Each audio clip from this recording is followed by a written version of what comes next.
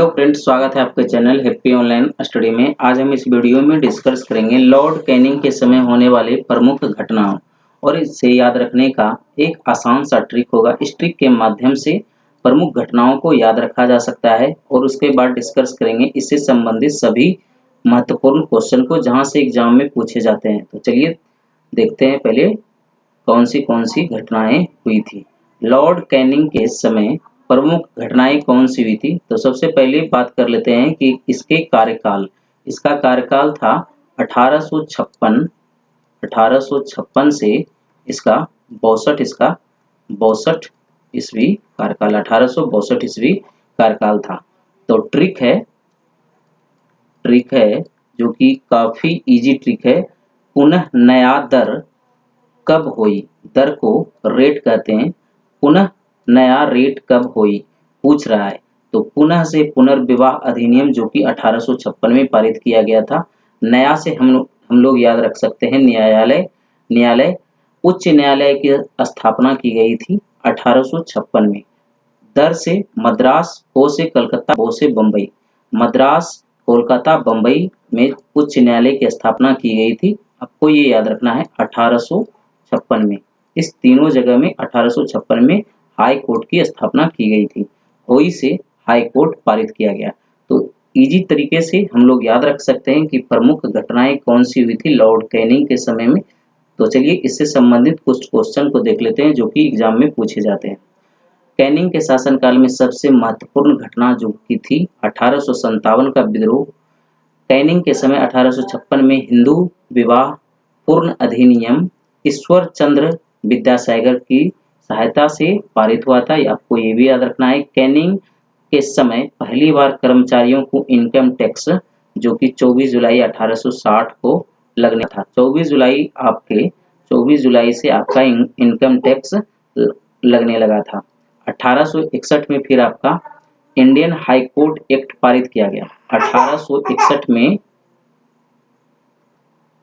1861 में जो है आपका इंडियन हाई कोर्ट एक्ट पारित किया गया। इसके तहत आपका कोलकाता, मद्रास और बम्बई, जिसे अभी हम मुंबई कहते हैं, उच्च न्यायालय की स्थापना किया गया।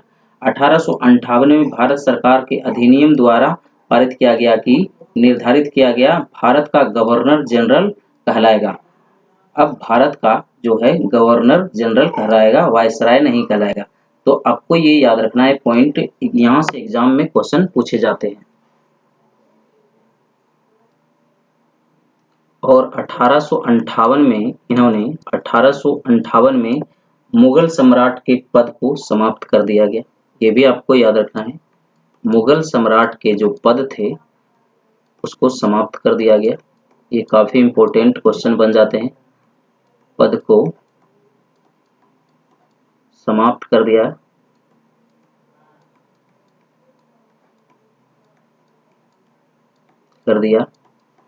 फिर आपका आता है इंपॉर्टेंट पॉइंट, व्यापगत सिद्धांत यानी राज्य की विलय नीति को समाप्त कर दिया।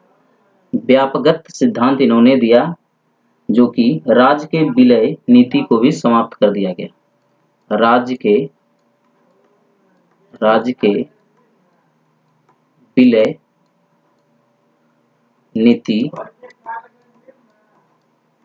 को समाप्त कर दिया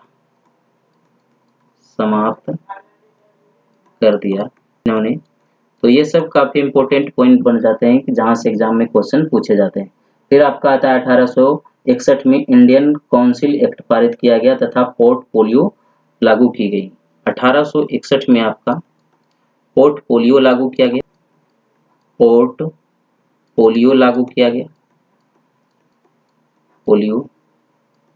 लागू किया गया। तो आपको ये याद रखना है इंपॉर्टेंट पॉइंट। वीडियो अगर अच्छा लगा है तो लाइक कीजिए और चैनल को अभी तक सब्सक्राइब नहीं किए हैं तो सब्सक्राइब कर लीजिए। मिलते हैं नेक्स्ट वीडियो में। जय हिंद, जय भारत।